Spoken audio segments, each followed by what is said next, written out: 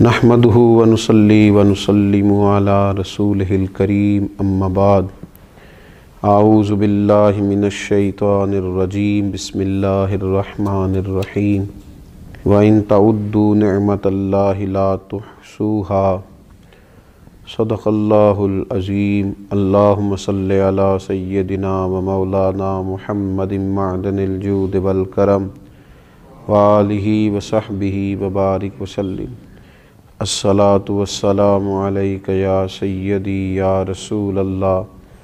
وعلی آلک واصحابک یا سیدی یا حبیب اللہ۔ حمد و صلاۃ کے بعد اللہ تبارک و تعالیٰ نے قرآن مجید میں ارشاد فرمایا ہے کہ وَإِن تَعُدُّوا نِعْمَةَ اللَّهِ لَا تُحْصُوهَا، فرمایا اگر تم اللہ کی نعمتوں کو شمار کرنا چاہو، گننا چاہو تو گن نہیں سکتے۔ اللہ تبارک و تعالیٰ نے تم پر بے پناہ نعمتیں فرمائی ہیں، اور ڈھیر ساری نعمتیں ایسی ہیں جو ظاہری طور پر تمہاری نظر سے پوشیدہ ہیں، لیکن ان کی بھی تمہاری زندگی میں بہت بڑی اہمیت ہے۔ ہم اپنے وجود سے لے کر اپنی سانسوں تک، اپنی سانسوں سے لے کر اپنے رشتوں تک، ماں باپ، بہن بھائی، بچے، اولاد، اگر ان سب چیزوں کو غور سے دیکھیں تو اللہ تعالیٰ نے بے پناہ لاتعداد رحمتوں سے ہمیں مالا مال فرمایا ہے۔ اللہ تبارک و تعالیٰ نے جس شخص کو شعور کی آنکھ کھولنے کی توفیق دی ہے، خیر اور شر میں فرق کی تمیز بخشی ہے، تو اسے بھی اللہ تعالیٰ نے بہت بڑی نعمت عطا فرمائی۔ مالک کریم نے جس شخص کے اعضاء کو سلامت رکھا ہے، اس کی آنکھیں دیکھتی ہیں، اس کے کان سنتے ہیں، اس کے پیر چلتے ہیں، اس کی زبان بولتی ہے، اس کے ہاتھ اپنی بساط کے مطابق کام کرتے ہیں، تو یہ رب کریم کی بہت بڑی نعمتیں اس کے ساتھ شامل ہیں۔ اور پھر اگر اللہ تبارک و تعالیٰ نے اسے دین کی کچھ سمجھ عطا فرمائی ہے، سجدے کا موقع دیا ہے، عبادت کرنے کی توفیق عطا فرمائی ہے، وہ روزہ رکھ لیتا ہے، اللہ کی بارگاہ میں قیام کر کے کھڑا ہو جاتا ہے، سجدے کی صورت میں اپنے رب کے حضور جھک جاتا ہے، تو یہ بہت بڑی نعمت ہے۔ یہ مالک کا بہت بڑا احسان ہے، یہ اس رب کریم کا اپنے بندے سے محبت کا لازوال رشتہ ہے کہ اس کی بارگاہ کے اندر انسان کو حاضری کا موقع میسر آئے۔ اللہ تعالیٰ کی بے پناہ نعمتیں ہیں جن کا شمار رب کریم کا قرآن فرماتا ہے کہ ممکن نہیں ہے۔ ہم نے کرنا کیا ہے؟ اسی سورہ ابراہیم کے اندر جس میں یہ فرمایا کہ تم اللہ کی نعمتوں کو شمار نہیں کر سکتے، اسی سورہ مبارکہ میں فرمایا کہ لَئِن شَكَرْتُمْ لَأَزِيدَنَّكُمْ، اب اگر تم شکر ادا کرو گے تو اللہ تعالیٰ نعمتوں میں اضافہ فرما دے گا۔ وَلَئِن كَفَرْتُمْ إِنَّ عَذَابِي لَشَدِيدٌ، اور اگر تم کفران نعمت کرو گے، ناشکری کرو گے تو پھر میرا عذاب بھی بڑا سخت ہے۔ ہمارے ہاں ڈھیر سارے لوگ ایسے ہیں جن کی طبیعت کے اندر شکوے پیدا ہو گئے، ان کے پاس جو ہزاروں لاکھوں نعمتیں موجود تھیں، ان کے شکر کی طرف تو کبھی ان کی طبیعت نہ جا سکی، لیکن ایک جو چیز ان کے پاس موجود نہ تھی اس کے لیے وہ تڑپتے رہے۔ وہ جو چیزیں ظاہری طور پر اور وقتی طور پر ان کو میسر نہ تھیں، اور ہو سکتا ہے اللہ تعالیٰ کی حکمت کا تقاضا ہو کہ وہ چیزیں ان کے لیے بہتر بھی نہ ہوں، لیکن ان چیزوں کے نہ ہونے کی وجہ سے انہوں نے اپنے مزاج میں شکوہ پیدا کر لی۔ اس کا سب سے پہلا نقصان تو انہیں یہ ہوا کہ ان کے مزاج میں جیسے ہی شکوہ آیا، ناشکری پیدا ہوئی، اور جو وہ نعمتیں اللہ نے انہیں دی تھی جنہیں گن نہیں سکتا تھا، ان نعمتوں کے بارے میں اس نے ناشکری کا اظہار کیا، تو یہ اتنی بڑی انہوں نے اپنے لیے روحانی تکلیف قائم کر لی کہ جس کا شمار نہیں کیا جا سکتا۔ اور پھر جیسے جیسے انسان شکوہ کرتا جاتا ہے، جیسے جیسے وہ شکایت کرتا جاتا ہے، جیسے جیسے وہ حرص ہوس میں مبتلا ہوتا جاتا ہے، اس کا دل بے چین ہوتا جاتا ہے۔ شکر کا مزاج سکون پیدا کرتا ہے، اور شکوے کا مزاج انسان کے دل میں بے چینی اور بے قراری پیدا کرتا ہے۔ شکر کا جو مزاج ہوتا ہے وہ انسان کو یہ احساس دلاتا ہے کہ اللہ تعالیٰ نے اسے بہت سارے اپنے بندوں میں سے اس پر اپنی خاص نظر عنایت فرمائی ہوئی ہے۔ اور یہ جو شکوے کا مزاج ہوتا ہے یہ احساس کمتری میں مبتلا کر دیتا ہے۔ انسان یہ سوچتا ہے فلاں کے پاس بڑا کچھ ہے، میرے پاس تو ہے ہی کچھ نہیں، فلاں دیکھو کہاں پہنچ گیا اور میں وہیں کا وہیں رہ گیا۔ یہ جو مزاج ہے ناشکری کا، کفران نعمت کا،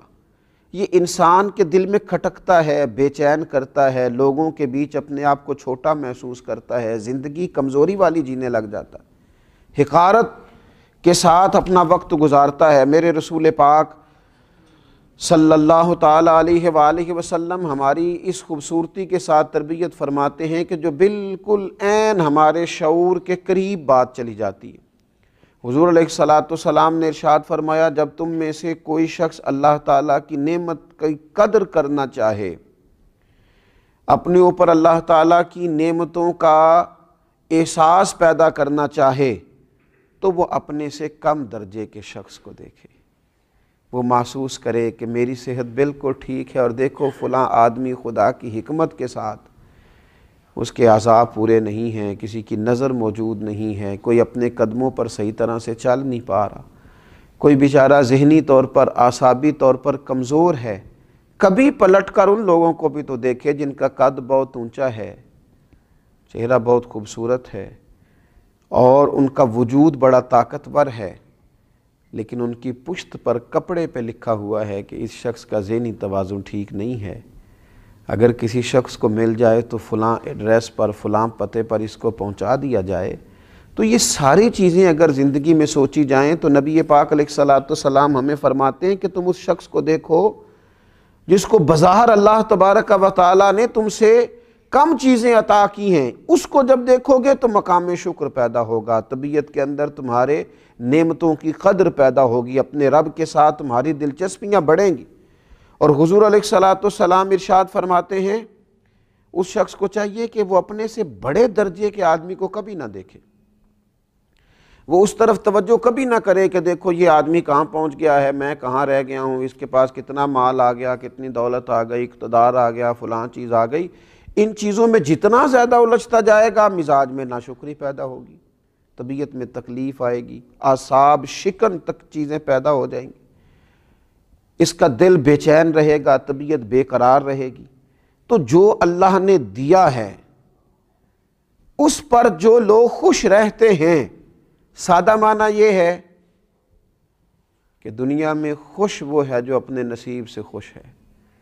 دنیا میں خوش وہ ہے جو اپنے رب کی عطا پہ خوش ہے، دنیا میں خوش وہ ہے جس کو اللہ تعالیٰ نے جہاں کھڑا کیا ہے وہاں وہ پورے ذوق شوق سے کھڑا ہو گیا، وہ آدمی دنیا میں بڑا خوش ہے۔ تو اپنی زندگی میں جب مزاج شکر پیدا کیا جائے، آپ دیکھیے انبیاء کرام علیہم الصلوۃ والسلام کے شکر کرنے کا کیا انداز ہے، وہ کس طرح شکر ادا کرتے ہیں۔ حضرت سیدنا داؤد علیہ الصلوۃ والسلام اپنے رب کریم کی بارگاہ میں عرض کرتے ہیں، کہتے ہیں اے اللہ میں تیرا شکر کیسے ادا کروں، تو مجھ پر نعمت کرتا ہے، میں اس کا شکر ادا کرتا ہوں تو ایک نعمت اور فرما دیتا ہے، میں اس کا شکر ادا کرتا ہوں تو اور نعمت ادا کر دیتا ہے۔ مالک تیری نعمت پر نعمت، فضل پر فضل، عطا پر عطا، کرم پر کرم ہوتا جاتا ہے، تو میں تو ڈھونڈتا رہتا ہوں کس نعمت کا شکر ادا کروں۔ حضرت داؤد نے جب یہ بات کی تو رب کریم نے فرمایا داؤد اب تم اپنے رب کو پہچان گئے ہو، اب تم نے اپنے مالک کا شکر ادا کیا ہے۔ حضرت موسیٰ علیہ الصلوۃ والسلام اپنے رب کریم کی بارگاہ میں عرض کرتے ہیں اے رب میں تیرا شکر کیسے ادا کروں جبکہ تیری سب سے چھوٹی نعمت جو میرے اوپر ہے اس کے لیے بھی اگر میں ساری عمر عبادت کرتا رہوں تو میں اس نعمت کا حق ادا نہیں کر سکتا۔ تو اللہ تبارک و تعالیٰ نے وہی فرمایا اب تم نے میرا شکر ادا کیا ہے، اب تم اس مقام پہ آئے ہو کہ جہاں تم نے شکر ادا کیا ہے۔ تو حضرت نوح علیہ السلام کا طریقہ یہ تھا، اللہ نے انہیں عبد شکور کہا ہے نا، شکر گزار بندہ، تو ان کا طریقہ یہ تھا کہ جب کوئی چیز کھاتے تو کہتے الحمدللہ، جب پیتے تو کہتے الحمدللہ، جب چلتے فرماتے الحمدللہ اس نے چلنے کی توفیق دی ہے، جب کپڑے پہنتے تو کہتے الحمدللہ۔ تو اللہ تبارک و تعالیٰ نے نا ان کو عبد شکور کہا، فرمایا یہ میرا شکر گزار بندہ ہے۔ اور میرے نبی پاک صلی اللہ تعالیٰ علیہ وسلم کا شکر ادا کرنے کا طریقہ تو یہ ہے کہ سیدہ عائشہ صدیقہ رضی اللہ تعالیٰ عنہ فرماتی ہیں کہ رسول پاک صلی اللہ تعالیٰ علیہ وسلم ساری رات کھڑے ہیں نماز کے لیے، اور اتنا کھڑے ہیں کہ حضور کے مقدس قدمین شریفین میں ورم آ گئے۔ میں نے عرض کی یا رسول اللہ صلی اللہ تعالیٰ علیہ وسلم، آپ کے صدقے اللہ اگلے پچھلوں کو معاف فرمائے گا، اتنی مشقت کیوں کرتے ہیں؟ تو فرمایا افلا اکون عبدا شکورا، میں اپنے رب کا شکر گزار بندہ نہ بنوں؟ یہ تو میں اس کی بارگاہ میں شکر کے لیے کھڑا ہوں۔ تو یہ انبیاء کرام علیہم السلام کا شکر دیکھیں، رسول رحمت صلی اللہ تعالیٰ علیہ وآلہ وسلم کا شکر دیکھیں، یہ کتنا بڑی بات ہے، کہاں تک یہ لوگ شکر ادا کرتے۔ اور میرے نبی پاک صلی اللہ تعالیٰ علیہ وسلم کے غلاموں، یاد رکھنا امام بیہقی حدیث لائے ہیں، فرماتے ہیں شکر نصف ایمان ہے، صبر نصف ایمان ہے، اور یقین کامل مکمل ایمان ہے۔ اگر دولت یقین ملے پھر تو تکمیل ایمان ہے، پھر تو اللہ تعالیٰ نے مکمل ایمان عطا کر دیا ہے۔ تو اپنی زندگی کے اندر مزاج شکر والا پیدا کریں، طبیعت شکر والی پیدا کریں، اپنے لہجے کو شکر والا بنائیں، اپنی گفتگو کو شکر والا بنائیں، اپنے معاملات کو شکر والا بنائیں، اپنے انداز سے شکر کو ظاہر کریں۔ اور ایک بڑا شکر، ایک بڑی نعمت پر اللہ کی بارگاہ میں احسان مندی، یہ بھی امام بیہقی رحمۃ اللہ علیہ اس حدیث کو لاتے ہیں۔ نبی اکرم صلی اللہ تعالیٰ علیہ وسلم کا ایک شخص کے پاس سے گزر ہوا، وہ کہہ رہا تھا تمام تعریفیں اس اللہ تعالیٰ کے لیے جس نے مجھے اسلام کی ہدایت دی، جس نے مجھے رسول اللہ صلی اللہ تعالیٰ علیہ وسلم کی امت میں رکھا۔ نبی پاک صلی اللہ تعالیٰ علیہ وسلم نے اس کی بات کو سنا تو فرمایا تم نے بڑا ہی عظیم شکر ادا کیا ہے، تم نے بڑا عظیم شکر ادا کیا ہے۔ تو امیر حرم، میں غریب بے نوا، تو کجا من کجا،